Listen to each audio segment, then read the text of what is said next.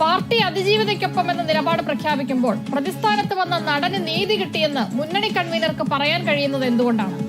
സ്വന്തം പാർട്ടിക്കാരും സഹയാത്രികരും പ്രതിസ്ഥാനത്ത് വരുമ്പോൾ പുതിയ ന്യായങ്ങൾ കണ്ടെത്തുന്നത് എന്തുകൊണ്ടാണ്?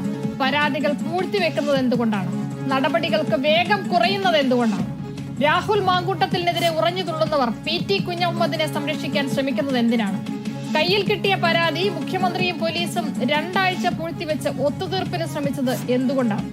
മുകേഷിനെ ചൂണ്ടിക്കാണിച്ച് കോൺഗ്രസ് രാഹുലിനെ ന്യായീകരിക്കുന്നത് എന്തുതരം നിലപാടാണ്?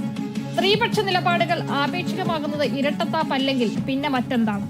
സ്വന്തം കണ്ണിലെ കോലെടുക്കാതെ അന്യന്റെ കണ്ണിലെ കരട് കണ്ടെത്തുന്നതാണോ സ്ത്രീപക്ഷ നിലപാട്? ന്യായ കോടതികള് ഇതിനെല്ലാം അതീതമാണെന്നും നിഷ്പക്ഷമാണെന്നും ഉള്ളതാണ് നമ്മൾ കൺസിഡർ ചെയ്തിരിക്കുന്നത്. ഇതുവരെ അങ്ങനെയാണ്.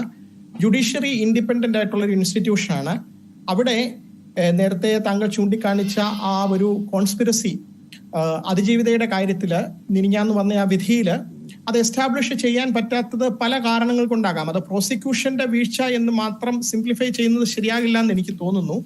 അതില് വിധിയുടെ പൂർണ്ണ രൂപം വന്നു കഴിയുമ്പോൾ പ്രോസിക്യൂഷൻ ഓൾറെഡി സമർപ്പിച്ചിട്ടുള്ള തെളിവുകൾ ആ ജഡ്ജി വേണ്ട രീതിയിൽ അപ്രീഷിയേറ്റ് ചെയ്തോ അല്ലെങ്കിൽ എവിഡന്റ് ആയിട്ട് കൊടുത്തിരിക്കുന്ന തെളിവുകൾ ഇഗ്നോർ ചെയ്തോ എന്നുള്ള കാര്യം അറിയാൻ പറ്റും.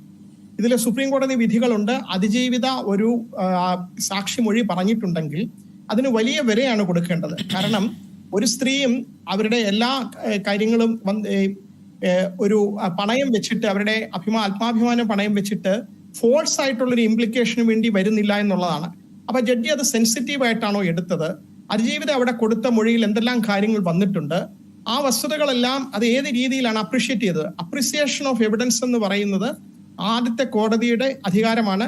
അവിടെ തെറ്റായ രീതിയിൽ വരാം, മനുഷ്യ സഹജമായിട്ടുള്ള തെറ്റുകൾ വരാം. തെറ്റുകൾ എന്ന് പറഞ്ഞു കഴിഞ്ഞാൽ ഞാൻ വേറൊരു രീതിയിലല്ല പറയുന്നത്. അതൊക്കെ സ്റ്റഡിയാണ്. അതായത് മാധവമേനോൻ സാറ് നാഷണൽ ജുഡീഷ്യൽ അക്കാഡമിയിലെ ഒരു സ്റ്റഡി നടത്തിയതിന്റെ എക്സാമ്പിൾ പറഞ്ഞിരുന്നു.